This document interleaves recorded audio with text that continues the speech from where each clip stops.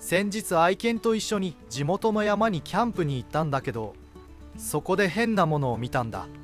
文才ないしこうやってスレ立てるのも初めてだけど、長くなるかもしれないけどよかったら聞いてくれ。質問にはできるだけ答えるよ。場所は石川県のとあるキャンプ場なんだけど、そこで犬と一緒に一晩キャンプしたんだ。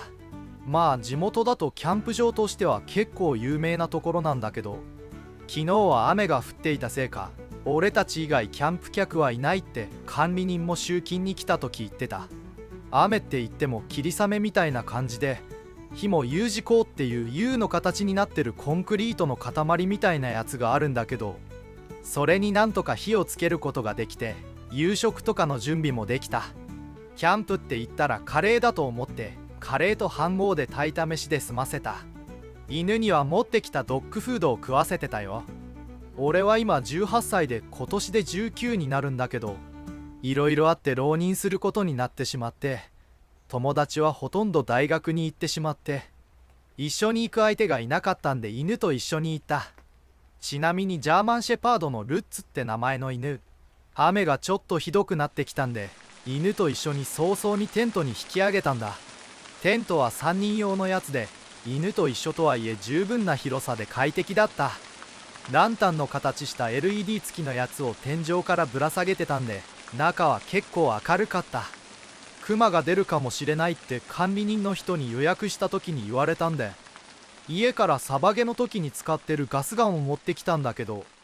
ケースにしまったまんまでその時は使うことなんて考えもしてなかった。犬撫でながら本読んだりしてたんだけど、22時くらいかな、そろそろ寝ようと思って電気を消そうと思ったんだけど、外から猫みたいな声が聞こえたんだよね。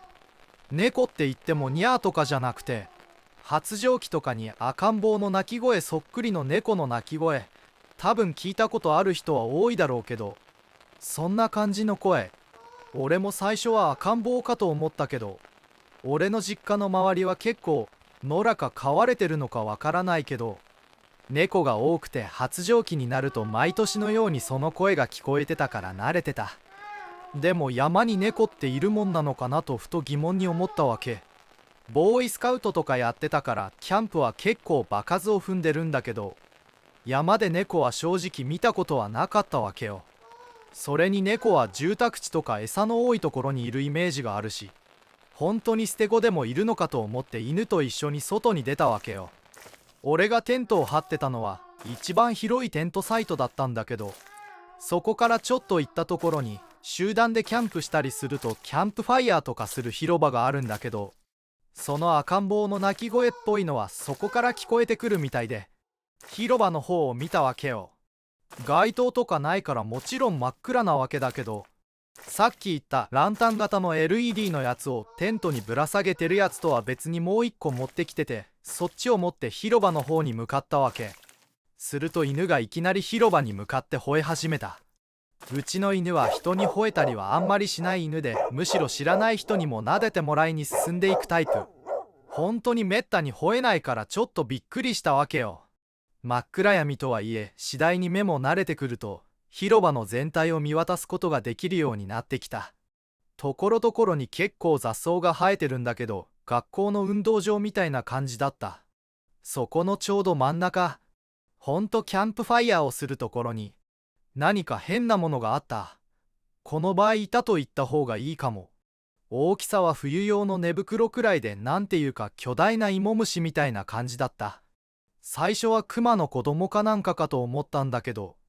今まで鹿ぐらいしか山の動物と遭遇したことなかったんで、何なのか全くわからなかった。でも間違いないのは、その変なものが赤ん坊みたいな鳴き声を発していた。雨は上がってたんだけど、地面はまだ濡れてて、広場の方にはたくさん水たまりもできてた。ちょっと怖かったけど、何か確かめたい好奇心でその変なものに近づいたわけよ。なんつうか魚が飛び跳ねてるみたいな動きしてた。それが動くたびにビチャビチャっていう音が変に大きく聞こえた。うちの犬はまだ吠えてたけど、俺と一緒にそれに近づいてくれた。距離で言うと5メートルくらいまで近づいたんだけど、だいたいどんな姿形をしてるのか分かった。冬用の寝袋に毛を生やした感じ、毛っていうより山嵐の針っぽい感じがあった。虫っていうよりやっぱり動物だった。見えてたのはずっと後ろ姿っぽかったんだけど、いきなりこっちを振り向いた。体が金縛りにあったみたいに動けなかった。なんていうか顔らしきものは触覚みたいなのがこういう位置でついてて、その先に目玉みたいのがついてたように見えた。ナメクジかカタツムリみたいな感じ。顔はその触覚みたいなの3本と、その3本の中央に穴が1つ。顔の下と思われる場所にはヒゲっぽいのが生えてた。目があったっていう表現はおかしいかもしれないけど、こっちを見つめてる感じがした。1秒か2秒くらいの間だと思ったんだけど、自分の中ではすごく長く感じて音も何も聞こえなかった。犬がずっと吠えてるはずなのに吠えてる声も聞こえなかった。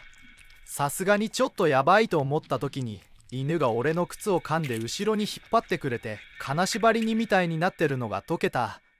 とりあえず俺はそのまま犬と一緒にテントまで走って戻ったよ。テントまでなんとか無事に犬と一緒にたどり着けたんだけど、赤ん坊の鳴き声みたいのはまだ聞こえてた。俺は慌ててケースから持ってきたガスガンを取り出して身構えてた。犬は場所を知らせないようにと考えたのかはわからないけど、吠えないでテントの入り口の方をずっと見てたよ。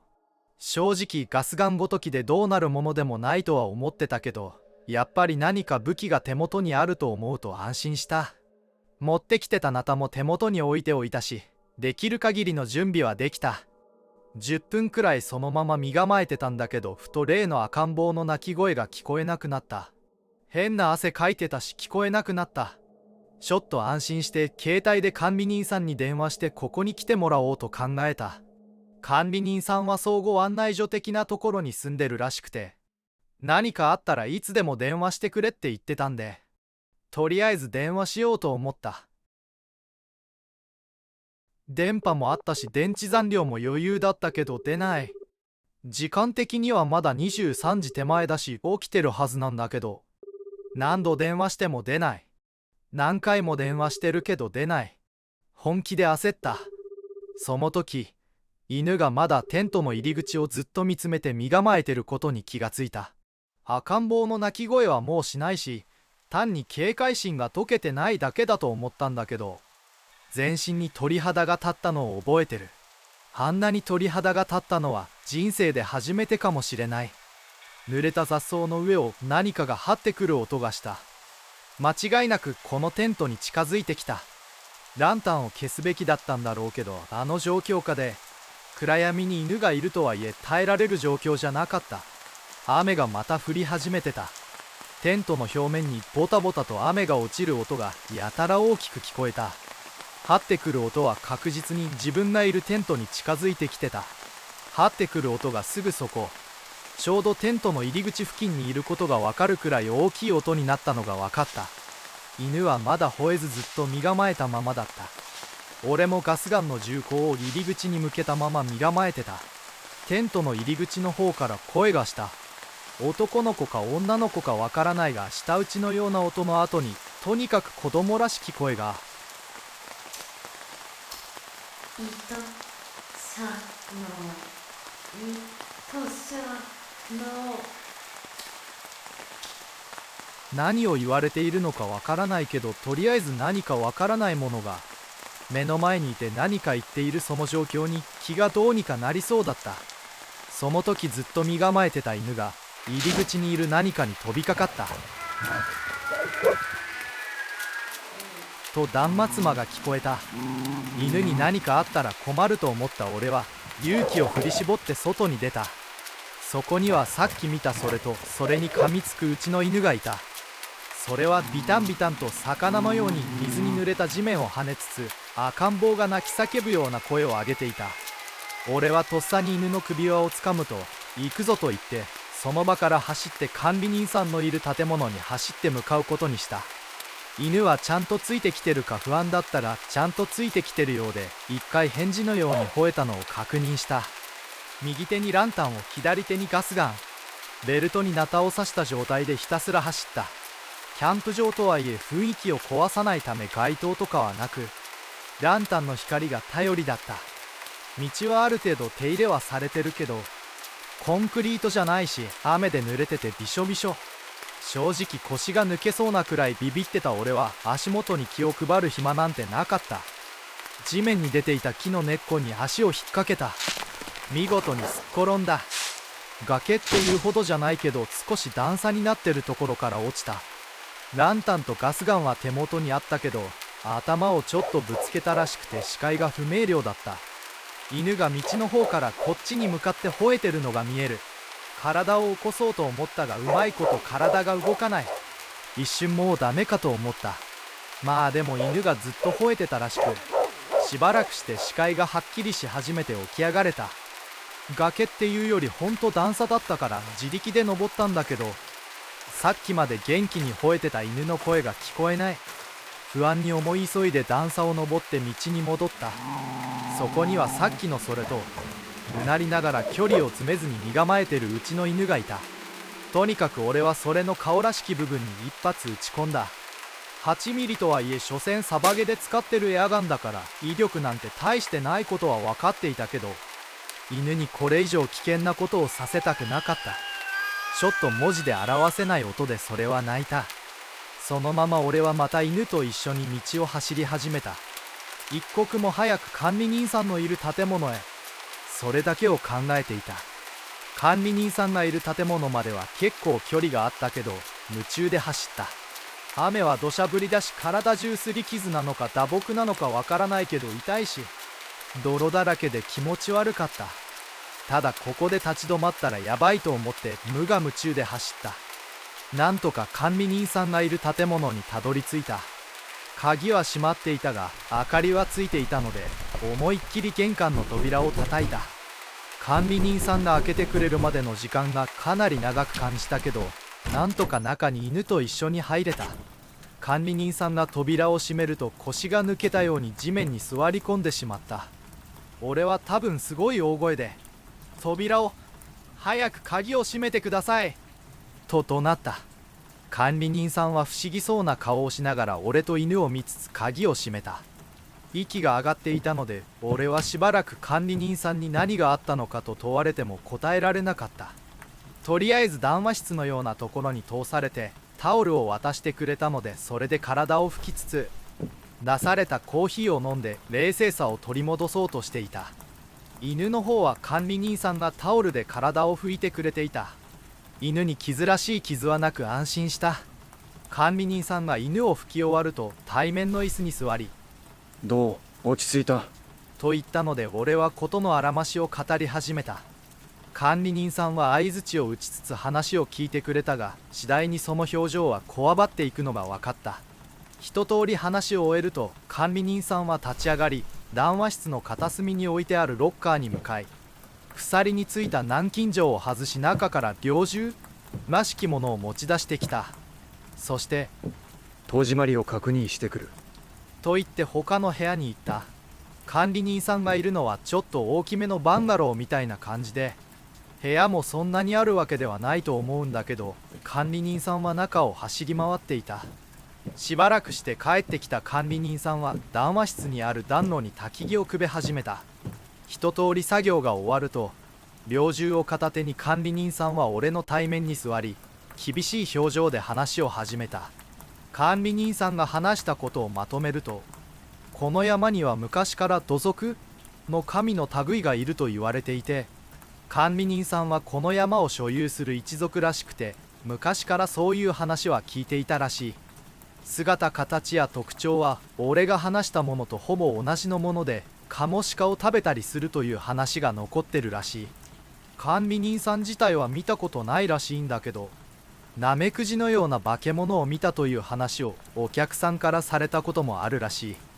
今回管理人さんが驚いたのはめったにいないけど見たお客さんはいたけど襲われたとか追いかけられたとかそういう体験談がないかららしい。管理人さんはそういうのは信じないタイプらしいが俺のただならぬ様相を見てちょっとヤバいと感じたらしい。管理人さんと俺と犬のまあ3人でその夜は談話室で過ごした。午前2時くらいだろうか。俺は疲れていたせいかいつの間にか寝てしまっていたみたいで管理人さんに肩をゆすられて起こされた。外から例の赤ん坊の鳴き声がするらしい。ルッツも俺の足元で身構えていた。管理人さんも俺も外を見る勇気はなかった。とりあえず暖炉の火を絶やすまいと2人で薪をくべた。管理人さんの話だと人を食うという話はないらしいけど、襲われたのは事実だから警戒を解くわけにはいかなかった。ふと話しかけられた声の内容を思い出した。意図したの？このことを管理人さんに話してなかった。管理人さんに話すとわからないというが、言葉のニュアンスから金沢弁か石川県の方言ではないかということだ。俺は生まれも育ちも石川県金沢市だけど、父も母も他の県の人間で家族間で金沢弁を使うことは少なかった。同級生も転勤族とかが多くて、あまり金沢弁を使う人間が少なかったせいか、意味を理解することは今もできていない。管理人さんもいざ例の声が聞こえるといても立ってもいられなくなったらしく、2人で玄関の方に行き、外の様子を窓から覗いた。外は相変わらず真っ暗な状態だったが、確かに赤ん坊のような鳴き声は玄関の方から聞こえてきた。その時と鈍い音で玄関の扉を叩く音が聞こえた。地響きって言った方がいいかも。そんな感じ。木製の扉をと地響きのような音と雨の音、赤ん坊の鳴き声が不気味さを変に増長させていた。管理人さんは猟銃を扉に構えた。俺もつられてガスガンを扉の方に構える。ルッツも俺のすぐ隣で扉に向かって身構えていた。管理人さんの猟銃は2連発？重心が2本横に並んでるやつで中折れ式のやつ。管理人さんは扉に向かってちょっと声が裏返ってたけど、誰だ？何の用だ？と怒鳴っていた。鳴き声と扉を叩く音がやみ、雨の音だけが不気味に聞こえた。3分ほどその静寂が続き、管理人さんと顔を見合わせてもう大丈夫でしょうかと俺が言いかけた瞬間、と大きく音が鳴り、扉に何かが体当たりしてるように聞こえた。管理人さんが引き金を引いた。初めて本物の鉄砲の音を聞いたけど、耳がキーンとなった。管理人さんは腰を抜かしていた。扉にはいくつかの穴が開いていた。2人で恐る恐る扉を開けて外を見るも、そこには何もいなかったんだけど、いくつもの針のような毛が落ちていた。2人で穴の開いた部分をベニヤ板や薪で補修した。その日はルッツと管理人さんと俺で談話室の暖炉の前で寄り添って朝まで待った。それからは何事もなく朝を迎えた。俺の人生で一番長い夜だったかもしれない。俺も管理人さんも長いこと緊張が続いて疲労困憊の状態だった。管理人さんは地元の猟友会だかなんだかの知り合いに電話。2時間くらいして3人の屈強なご老人50から60が到着。5人と1匹で俺がテントを張っていたテントサイトに向かった。テントサイトに着くと例の針みたいな毛が無数に落ちていたのと、テントと俺の荷物がむちゃくちゃにされていた。なんていうか壊されていたっていうより潰されていたってのが正しいと思う。そのまま管理人さんと猟友会の人たちと管理人さんのバンガローに戻り、昨夜のことを話す。猟友会の人たち曰く、やはり管理人さんが言ってた土足の神だろうという話。このご老人たちも見たことはないらしいんだけど、昔からそういう話を聞いているとのこと。ご老人のパジェロに乗って帰宅しました。とりあえずそういうことが昨日あって今日家帰ってきました。それでルッツなんだけど、口の中がちょっとひどいことになってて獣医さんとこに連れてった。結構重症らしくて入院らしい。明日もう一回獣医さんとこに顔見に行ってくる。車の中でご老人から聞いた話なんだが、やはり今まで見たっていう話は聞いたことがあるが、襲われたっていう話はないらしい。名前はいろいろあるけど聞かない方がいい。口に出すことしたい良くないことって言われた。ご老人の話だと神っていうより地味猛量の類とのこと。奇形児が神と交わってできたとかいろいろ話が残ってるらしい。とりあえず今日は家に帰してもらえたけど、後日お祓いとかそういうことをするからと電話番号とか教えてほしいって言われた。獣医さんには剣山でも噛みましたって言われた。命には別状ないらしい。未乳食みたいのしか食べれないらしいけど、ガスガンはケースがぶっ壊されていたので、ナタも抜き身で持ち歩くと警察に捕まりそうだったので、両方とも管理人さんに預けてきた。とりあえず今日はこの辺で。ろくに寝てないから。ルッツが部屋にいないから正直心細いけど、とりあえず明日病院行ってルッツの様子見てきます。皆さんお疲れ様でした。おやすみなさい。